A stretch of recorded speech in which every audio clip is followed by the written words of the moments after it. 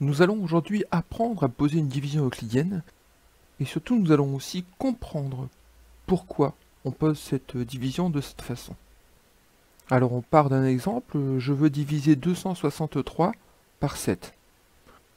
Pour être plus efficace, je ne vais pas partager directement les 263 unités dans les 7 paniers, mais je vais regarder le nombre de centaines. Il y a 2 centaines dans 263, 2 centaines que je vais représenter ici par 2 gros carrés verts, et je vais essayer de les partager dans les 7 paniers. Alors je vois bien que ce n'est pas possible parce que je n'ai pas assez de carrés verts pour en mettre un dans chaque panier. Pour faire ce partage, je vais donc plutôt regarder le nombre de dizaines. Alors mes 2 centaines, si je les transforme en dizaines, ça me fait 20 dizaines. Mais n'oublions pas qu'ici dans 263, il y a aussi 6 dizaines. Donc je vais rajouter ces 6 dizaines ici, et puis maintenant j'ai largement assez de dizaines pour les partager dans les paniers. Alors c'est parti, un à un, je vais les mettre dans les paniers jusqu'à ce que je ne puisse plus faire un partage équitable. C'est parti.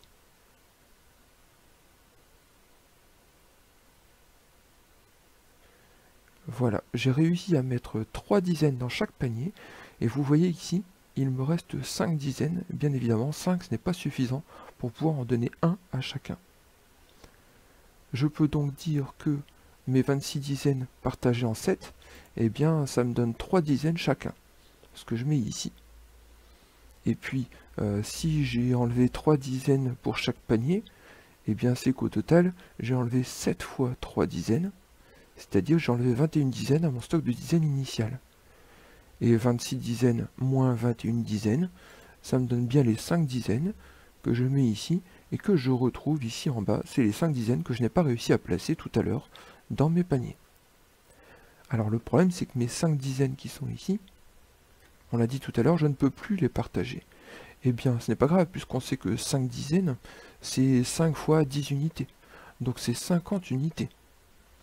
J'ai transformé du coup mes dizaines en petits carrés bleus qui représentent chacun une unité.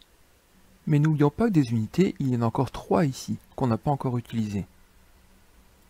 C'est-à-dire que au lieu d'avoir 50 unités, j'en ai en fait 53.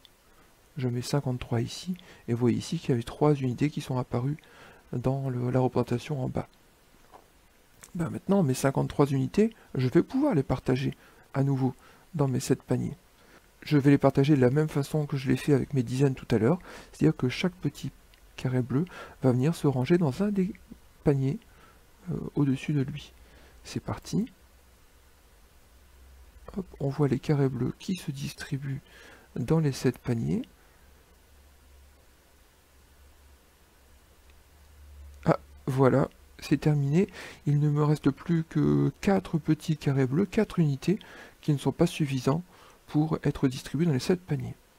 Qu'est-ce que j'ai obtenu? Eh bien, dans chaque panier, j'ai 7 unités qui ont été distribuées. Je peux donc ici marquer dans ma division qu'il y a 7 unités, en plus des 3 dizaines qui ont été ajoutées dans chaque panier. Et puis si j'ai enlevé 7 fois 7 unités à mon stock d'unités de départ, eh bien c'est que j'ai enlevé 7 fois 7, 49 unités.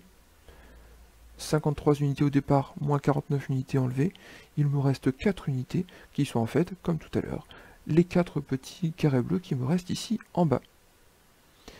Eh bien, ma division euclidienne est terminée. J'ai partagé mes 263 unités dans mes 7 paniers, et dans chaque panier, j'ai trouvé 3 dizaines et 7 unités, c'est-à-dire que j'ai trouvé 37 unités. J'avais 263 unités au départ. À la fin, j'ai mes 7 fois 37 unités, plus, ne l'oublions pas, mes 4 unités que je n'ai pas réussi à ranger.